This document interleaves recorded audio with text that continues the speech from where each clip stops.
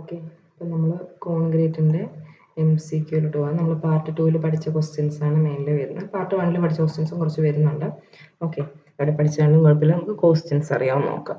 Okay, അപ്പോൾ എടുത്ത് നോക്കാം. എന്താ height of slump cone in slump test is. അപ്പോൾ slump cone in slump test, okay, അതിൻ്റെ ഹൈറ്റ് എത്രയായിരുന്നു? നമ്മൾ കോണിൻ്റെ ഡീറ്റെയിൽസ് എല്ലാം നമ്മൾ ഫോട്ടോ ഒക്കെ കാണിച്ചല്ലേ. അപ്പോൾ ഞാൻ അത് ഓർക്കാൻ ഒരു എളുപ്പവഴി പറഞ്ഞായിരുന്നു, 10, 20, 30 എന്ന് ഓർക്കുക. ഇവിടെ 10, ഇവിടെ 20, ഹൈറ്റ് അപ്പോൾ എത്രയാണ്? 30. അപ്പോൾ എത്ര സെൻറ്റിമീറ്റർ ആണ് ഹൈറ്റ്? 30 സെൻറ്റിമീറ്റർ ആണ് നമ്മുടെ ആൻസർ. ഓക്കെ, ഇനി അടുത്തത് the grade of concrete M20 is means that the compressive strength, okay, S വിട്ടുപോയെ, the compressive strength of 15 cm³ after 28 days should be. Okay, അപ്പോൾ നമ്മൾ കംപ്രസീവ് സ്ട്രെങ്ത് പറഞ്ഞായിരുന്നു. എന്താ, നമ്മൾ എന്താണ് ഒരു കോൺക്രീറ്റ് ക്യൂബാണ് യൂസ് ചെയ്യുന്നത് കംപ്രസീവ് സ്ട്രെങ്ത് ടെസ്റ്റ് ചെയ്യാൻ. അതിൻ്റെ നമ്മൾ സാമ്പിളൊക്കെ ഉണ്ടാക്കി ലാബിൽ നമ്മൾ ചെയ്ത് ഓർക്കുന്നുണ്ടോ? നമ്മൾ സാമ്പിളൊക്കെ കാസ്റ്റ് ചെയ്ത് കഴിഞ്ഞിട്ട് എന്ത് ചെയ്യും? മുകളിൽ ഡേറ്റ് ഒക്കെ എഴുതി വെക്കും അല്ലേ. എന്നിട്ട് ആ ഡേറ്റ് എഴുതി വെച്ച ഫേസിന് ഓപ്പോസിറ്റുള്ള ഫേസ് നമ്മൾ എന്ത് ചെയ്യുക? ലോഡ് ചെയ്യുക. അപ്പോൾ കംപ്രഷൻ ടെസ്റ്റിംഗ് മെഷീനിൽ, നമ്മളെല്ലാം യൂണിവേഴ്സൽ ടെസ്റ്റിംഗ് മെഷീനിൽ നമ്മൾ കംപ്രസീവ് സ്ട്രെങ്ത് നടത്തി കഴിയുമ്പോൾ ഒരു 28 ഡേയ്സ് കഴിഞ്ഞ ക്യൂബ് ആണെങ്കിൽ M20 ഗ്രേഡ്, M20 ആണ് നമ്മുടെ അതിൻ്റെ ഗ്രേഡ് എങ്കിൽ നമുക്ക് എത്ര സ്ട്രെങ്ത് കിട്ടണം? 20 kN/m³. അതിനെ kg/cm² ആക്കുമ്പോൾ 200 kg/cm² is the answer. Okay, ഇനി അടുത്ത് നോക്കിയേ.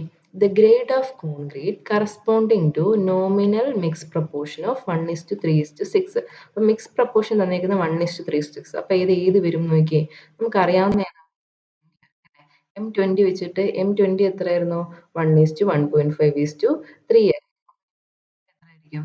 1:1:2 ആയിരിക്കും അല്ലേ. അപ്പോൾ M15 ആണെങ്കിലോ 1:2:4 ആയിരിക്കും. അപ്പോൾ അത് കഴിഞ്ഞിട്ട് വരുന്ന ആളല്ലേ M10 എന്ന് പറയുന്നത്. അപ്പോൾ അതെന്തായിരിക്കും? 1:3:6 ആയിരിക്കും. അപ്പം നമ്മുടെ ആൻസർ ഓപ്ഷൻ ഡി M10 ആണ്. ഓക്കെ, അടുത്ത നോക്കി.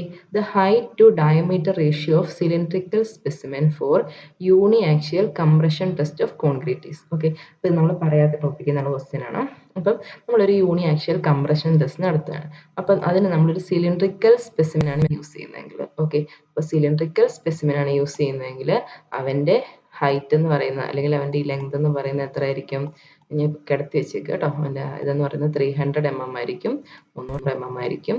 അവൻ്റെ എന്താണ് ഡയമീറ്റർ എന്ന് പറയുന്നത് 150 mm ആയിരിക്കും. അപ്പം നമ്മളോട് എന്താണ് ചോദിച്ചേക്കുന്നത്? യൂണിയാക്സിയൽ കംപ്രഷൻ ടെസ്റ്റ് നടക്കുമ്പോൾ height divided by diameter. Height എന്ന് പറയുമ്പോൾ 300, ഡയമീറ്റർ എന്ന് പറയുമ്പോൾ 150. അപ്പോൾ എത്ര റേഷ്യോ? 2 ആണ് നമ്മുടെ ആൻസർ. അപ്പോൾ ഇനി അടുത്ത ക്വസ്റ്റ്യൻ നോക്കി. The nominal mixes corresponding to grade of M25. M25 ഇപ്പം നമ്മൾ ജസ്റ്റ് പറഞ്ഞ് നിർത്തിയതേ ഉള്ളൂ. M25 എന്ന് പറയുമ്പോൾ ആരാ? നമ്മൾ പഠിക്കാൻ പറഞ്ഞ M20ക്ക് മുകളിൽ നിൽക്കുന്ന സ്ട്രെങ്ത് കൂടിയ ആളാണ്. അപ്പോൾ M20ക്ക് മുകളിൽ നിൽക്കുമ്പോൾ പറയുമ്പോൾ അവൻ്റെ എത്ര വരും? 1:1:2 വരും. ഓക്കെ, അപ്പോൾ അത് മനസ്സിലായല്ലോ. ഇനി അടുത്ത നോക്കി. The nominal mix of cement concrete corresponding approximately to the grade of M20 concrete. M20 ആരാ? കണ്ണുമുട്ടി പറഞ്ഞ 1:1.5:3. അതാണ് നമ്മളോട് കാണാൻ പഠിക്കാൻ പറഞ്ഞത്. അത് വെച്ചിട്ട് ബാക്കിയെല്ലാം നമുക്ക് എഴുതാൻ പറ്റും. ഓക്കെ, ഇനി അടുത്ത എന്താ? The process of hardening the concrete mixes by keeping it surface moist for എന്നാണ്. For a certain period. Surface കുറച്ച് നാൾ എന്താണ് ഒരു സർട്ടൻ പീരീഡിലേക്ക് മോയിസ്റ്റ് ആക്കി വെക്കുന്നതിന് എന്താ പറഞ്ഞേ? നമ്മൾ പറഞ്ഞില്ല, നമ്മുടെ വീട്ടിലൊക്കെ ചെയ്യുന്ന എന്താണ്? ക്യൂറിങ്. എന്താണ് പറയുന്നത്? ക്യൂറിങ്. ഇനി അടുത്ത് നോക്കി. അടുത്ത ക്വസ്റ്റ്യൻ എന്താ? As per IS 56/2000 clause 5.4.3 the pH value of water used for concrete mix shall not be. എന്താ പറഞ്ഞത്? അത് അസിഡിക് ആകാൻ പാടില്ല. Should not be less than 6. 6ൽ കുറയാൻ പാടില്ല. ഓക്കെ, അപ്പോൾ ആൻസർ എന്താണ്? ബി, ലെസ് ദാൻ 6 ആണ് ആൻസർ. ഇനി അടുത്ത് നോക്കി. The property of concrete which permits the percolation or passage of water through it. കോൺക്രീറ്റിന്റെ പ്രോപ്പർട്ടി ആണെങ്കിലും സോയിലിന്റെ പ്രോപ്പർട്ടി ആണെങ്കിലും which permits the percolation of അല്ലെങ്കിൽ passage of water through it എന്ന് പറഞ്ഞാൽ എന്താണത്? അത് പെർമിയബിലിറ്റി ആണ്. എന്താണ്? പെർമിയബിലിറ്റി. ഓക്കെ, ഇനി അടുത്ത ക്വസ്റ്റ്യൻ നോക്കാം. അടുത്തത് the mechanical device used for compaction of concrete during placing. Place ചെയ്യുമ്പോഴത്തേനും കോമ്പാക്ട് ചെയ്യാൻ വേണ്ടിയിട്ട് ഏതാ യൂസ് ചെയ്യുന്നത്? നമ്മൾ പറഞ്ഞു നാല് ടൈപ്പ് വൈബ്രേറ്ററിന്റെ പേര് പറഞ്ഞല്ലേ. അപ്പൊ എന്താണ് വൈബ്രേറ്റർ? ഇത് മെക്കാനിക്കൽ ഡിവൈസ് ആണ്. കോൺക്രീറ്റിനെ കോമ്പാക്ഷൻ ചെയ്യാൻ വേണ്ടിയിട്ടാണ് നമ്മൾ പ്ലേസ് ചെയ്യുമ്പോൾ കോമ്പാക്ട് ചെയ്യാൻ വേണ്ടിയിട്ടാണ് നമ്മൾ വൈബ്രേറ്ററിനെ യൂസ് ചെയ്യുന്നത്. അടുത്ത് നോക്കിയേ, M10 കോൺക്രീറ്റ് മിക്സ്. M10 ഏതാ, എങ്ങനെ കണ്ടുപിടിക്കാൻ പറ്റും? 1:1.2 1:2 എന്ന് പറയുന്നത് M25 അല്ലേ? ഇനിയും 1:1.5:3 നമ്മുടെ സ്റ്റാർ ആരാ, M20. അത് കഴിഞ്ഞിട്ട് 1:2:4 ആണെങ്കിലോ M15. അപ്പൊ M10 എത്ര ആയിരിക്കും? 1:3:6. മനസ്സിലായോ ആൻസർ? ഓപ്ഷൻ ഡി ആണ് ആൻസർ. അടുത്തത് the lower the water cement ratio. അബ്രാംസിന്റെ ലോ അല്ലേ നമ്മൾ പഠിച്ചത്. അപ്പൊ എന്താ, വാട്ടർ സിമെന്റ് റേഷ്യോ കുറഞ്ഞു കഴിഞ്ഞാൽ എന്ത് സംഭവിക്കും? സ്ട്രെങ്ത് എന്തിനാ, ലോവർ സ്ട്രെങ്ത് ആൻഡ് വർക്കബിലിറ്റി ആണോ? സ്ട്രെങ്ത് കുറയോ വാട്ടർ സിമെന്റ് റേഷ്യോ കുറയുമ്പോൾ? ഇല്ല, വർക്കബിലിറ്റി കുറയും. ഓക്കെ, അടുത്ത എന്താ, the greatest strength and workability ആണോ?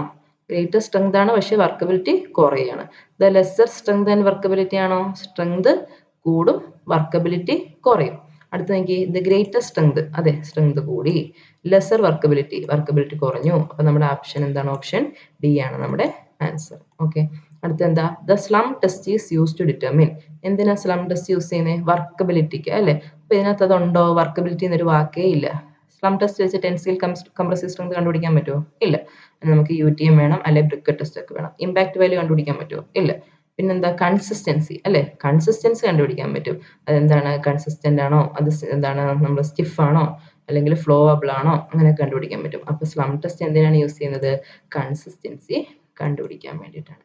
ഓക്കെ, അടുത്ത് നോക്കി, the separation of water on the fresh concrete is known as. എന്താ, വാട്ടർ കോൺക്രീറ്റിന്റെ പുറത്തുനിന്ന് സെപ്പറേറ്റ് ചെയ്യുന്നതിന് പേരിൽ പറഞ്ഞേ, എന്താ, ബ്ലീഡിങ്. അറിയാലോ, സെഗ്രിഗേഷൻ അറിയാം, സെപ്പറേഷൻ ഓഫ് പാർട്ടിക്കിൾസ്, ഹൈഡ്രേഷൻ അറിയാം, റിയാക്ഷൻ വിത്ത് വാട്ടർ, ഇവാപ്പറേഷൻ എന്താ, വാട്ടർ മേലിൽ നിന്ന് ഇവാപ്പറേറ്റ് ചെയ്ത് പോവുക. ഓക്കെ, അപ്പൊ എന്താണ് നമ്മളുടെ ആൻസർ? ബ്ലീഡിങ്. ഇനി slump test is use to determine. ഇവിടെ എന്തുണ്ട്? വർക്കബിലിറ്റി ഉണ്ട് അല്ലെ. വോയിഡ് കണ്ടന്റ് അല്ല, വാട്ടർ കണ്ടന്റ് അല്ല, സ്ട്രെങ്ത് അല്ല. അപ്പൊ എന്താണ് നമ്മുടെ ആൻസർ? വർക്കബിലിറ്റി. ഓക്കെ, ഇനി അടുത്ത് നോക്കി, the slump required for vibrated concrete. നമ്മൾ പറഞ്ഞല്ലേ, ഇതേ ആൻസർ ഞാൻ എടുത്തിട്ടായിരുന്നു. എന്തായിരുന്നു? 12 to 25 mm ആണ്. എന്തിന്? വൈബ്രേറ്റ് ചെയ്യാനുള്ള കോൺക്രീറ്റിന് എത്ര സ്ലംബ് വേണമെന്ന് പറയുന്നത്? 12 to 25 mm ആണ്. 50 റൗണ്ട് വരുന്ന ആർക്കായിരുന്നു? നമ്മുടെ ഫൗണ്ടേഷനിൽ യൂസ് ചെയ്യുന്നതിന്. ഓക്കെ, അപ്പൊ റോഡ് സർഫസിന്റെ എന്തായിരുന്നു? 20 to 28 mm. ഓക്കെ, അപ്പൊ ഇങ്ങനെ പറയുമ്പോൾ പലപ്പോഴായിട്ട് കണക്ട് ചെയ്ത് പഠിക്കണം, എന്നാലേ നമ്മൾ ഓർക്കത്തുള്ളൂ കേട്ടോ. അപ്പം 12 to 25 mm ആണ് concrete to be vibrated. 12 to 25 mm. Okay, ഇനി അടുത്ത് എന്താ, the running of concrete through formwork. Form വർക്കിനിടയിൽ കൂടെ കോൺക്രീറ്റ് എന്ത് ചെയ്യുക?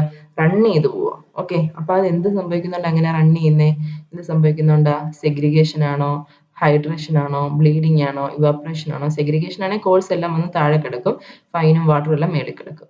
ബ്ലീഡിങ് ആണെങ്കിലോ വാട്ടർ സെപ്പറേറ്റ് ചെയ്ത് പോവുക അല്ലെ. അപ്പൊ എന്താ, running of concrete through form വർക്കിന് എന്താ പറയുന്നത്? നമുക്ക് ബ്ലീഡിങ് എന്ന് പറയും. ഓക്കെ, ബ്ലീഡ് ചെയ്ത് പോവാം. ഇനി അടുത്തത് നോക്കിയേ, the number of days required to remove the prop of a beam having a span. S വിട്ടുപോയേ, എൻ്റെ കീബോർഡിൽ എസ്സിന് ചെറിയൊരു കംപ്ലൈന്റ് ഉണ്ട്, അതായത് വിട്ടുപോകുന്നു. എസ് ചിലപ്പോൾ നല്ല പ്രസ് ചെയ്താലേ വരത്തുള്ളൂ. ഓക്കെ, അപ്പൊ എന്താണ്? ഓക്കെ, അടുത്ത question, the number of days required to remove the prop of a beam having span of 8 meter. Okay, അപ്പൊ നമ്മുടെ ഒരു ബീം ഉണ്ട്, ആ ബീമിന്റെ സ്പാൻ 8 meter ആണ്. നമ്മളപ്പോൾ അതിന് എന്ത് കൊടുക്കും? പ്രോപ്സ് കൊടുക്കും അല്ലേ. ഈ ബീമിനെ താങ്ങി നിർത്താൻ വേണ്ടിയിട്ട് കുറെ പ്രോപ്സ് കൊടുക്കും. നമ്മൾ മുട്ടിന്നോ കമ്പെന്നോ എന്താ അതിന് പറയുന്നത്, എനിക്ക് കറക്റ്റ് അറിയത്തില്ല. ഈ മുളയുടെ ഒക്കെ കമ്പും ഒക്കെ പണ്ട് യൂസ് ചെയ്തുകൊണ്ടിരുന്നത്. ഇപ്പോഴും സ്റ്റീലിൻ്റെ ഒക്കെ ഉണ്ട് അഡ്ജസ്റ്റ് ചെയ്യാൻ പറ്റുന്നത്, ഹൈറ്റ് അനുസരിച്ച് അഡ്ജസ്റ്റ് ചെയ്യാൻ പറ്റുന്നത്. അപ്പം നമുക്ക് എന്ത് ചെയ്യാം? ഈ പ്രോപ്പ് ഒക്കെ എത്ര ദിവസം കഴിഞ്ഞിട്ട് റിമൂവ് ചെയ്യാം? ഈ ടോപ്പിക്ക് നമ്മൾ പറഞ്ഞില്ല, ഇതെല്ലാം കൂടെ ഒറ്റ ടേബിളായിട്ട് ഞാൻ പറഞ്ഞുതരാം. ഇത്ര ക്വസ്റ്റ്യൻസ് ഒത്തിരി വന്നിട്ടുണ്ട്. ഓക്കെ, അപ്പം അതിൻ്റെ ആൻസർ എത്രയാണ്? 21 days ആണ്. അപ്പം നമുക്ക് എന്താണ്, ഒരു 6 meter കഴിഞ്ഞിട്ട് ഏത് സ്പാനുള്ള ബീമാണെങ്കിലും നമുക്ക് അവൻ്റെ പ്രോപ്പ് റിമൂവ് ചെയ്യണമെങ്കിൽ എത്ര ദിവസം വേണം? 21 days വേണം. ഓക്കെ, അപ്പം ഇത്രയുള്ള ക്വസ്റ്റ്യൻസ്. ഓക്കെ, ബാക്കി ക്വസ്റ്റ്യൻസും കുറച്ച് തിയറി ആയിട്ട് അടുത്ത ക്ലാസ്സിൽ നമുക്ക് കോൺക്രീറ്റ് കംപ്ലീറ്റ് ചെയ്യാൻ പറ്റുമെന്ന് വിചാരിക്കുന്നു.